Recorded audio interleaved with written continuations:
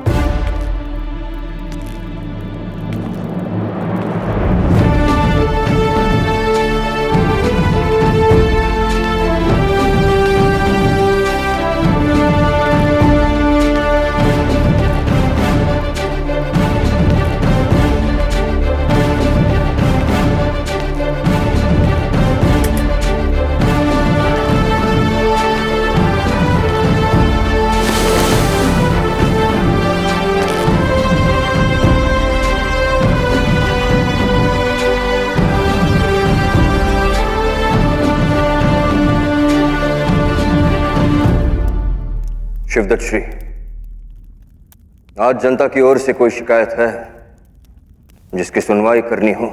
जी महाराज।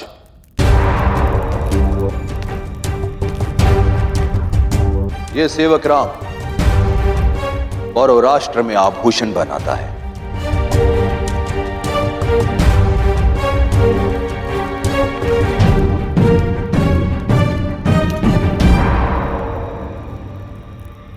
जो भी समस्या है निसंकोच कहो सेवक राम, न्याय मिलेगा।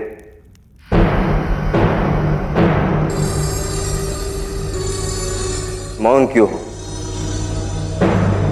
कहो क्या पीड़ा है तुम्हारी? महाराज, मैं एक सुनार अपने 2 पुत्रों के साथ मैं एक छोटी सी दुकान चलाता हूं। ईश्वर की कृपा और आपकी रक्षा की छाया में मैं बहुत प्रसन्न था, किंतु पिछले वर्ष मेरे ऊपर दुखों का पहाड़ टूट पड़ा महाराज।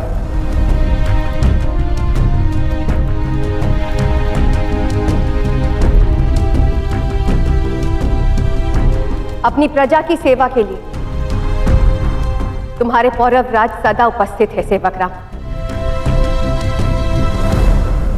क्या पीड़ा है, बोलो। पिछले वर्ष मेरा ज्येष्ठ पुत्र आभूषणों के साथ व्यापार करने के लिए मगध गया था, किंतु 1 माह के पश्चात मुझे सूचना मिली कि वह मगध पहुंचा ही नहीं। तब से लेकर अब तक मैं और मेरी पत्नी कई बार मगध गए, किंतु अभी तक भी कोई सूचना नहीं मिली।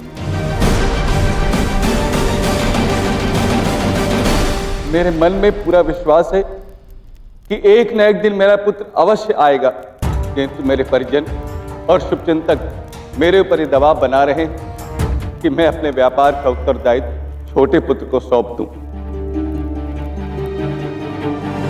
मेरा स्वास्थ्य ज्येष्ठ पुत्र की चिंता में लगातार गिरता जा रहा है और सब यही सोच रहे हैं कि ऐसी स्थिति में अगर मुझे कुछ हो गया तो मेरे व्यापार का क्या होगा।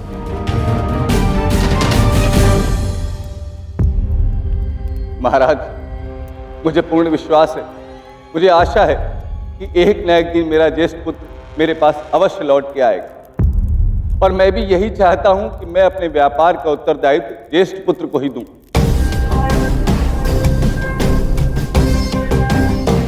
कोई भी मेरी भावनाओं को समझ नहीं रहा है, यहां तक कि मेरा छोटा पुत्र भी यही चाहता है कि मैं व्यापार का उत्तरदायित्व उसे सौंप दूं। महाराज, ऐसी स्थिति में मैं क्या करूं? कृपया मेरा मार्गदर्शन कीजिए।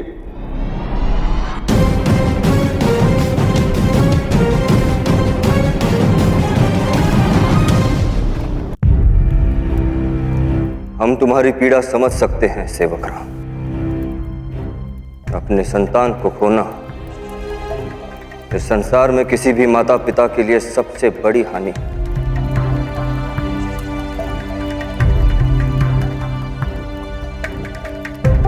परंतु भाग्यशाली हो, ईश्वर ने तुम्हें 2 पुत्र दिए।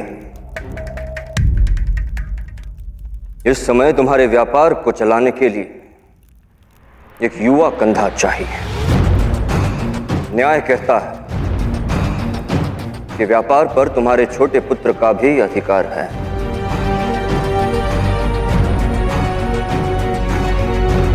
वो इस व्यापार की बारीकियों को भी भली भांति समझता है। उचित यही होगा कि तुम अपना व्यापार अपने छोटे पुत्र को सौंप दो, और भविष्य में जब भी तुम्हारा ज्येष्ठ पुत्र लौटे तो उसे सौंप दें, क्योंकि तुम्हारा उत्तरदायित्व केवल तुम्हारा ज्येष्ठ पुत्र ही नहीं, तुम्हारा परिवार और व्यापार भी तुम्हारा उत्तरदायित्व है। किंतु यदि मेरा पुत्र लौट आया तब मैं क्या करूंगा? और यदि तुम्हारा पुत्र ना लौटा तो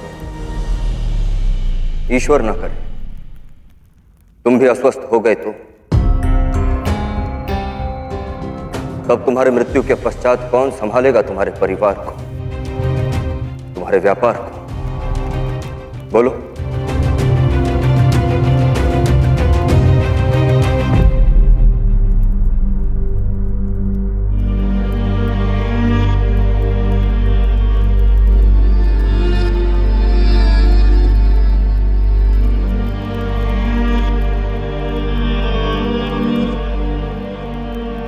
बाण ने लक्ष्य को भेद दिया है कनिष्क।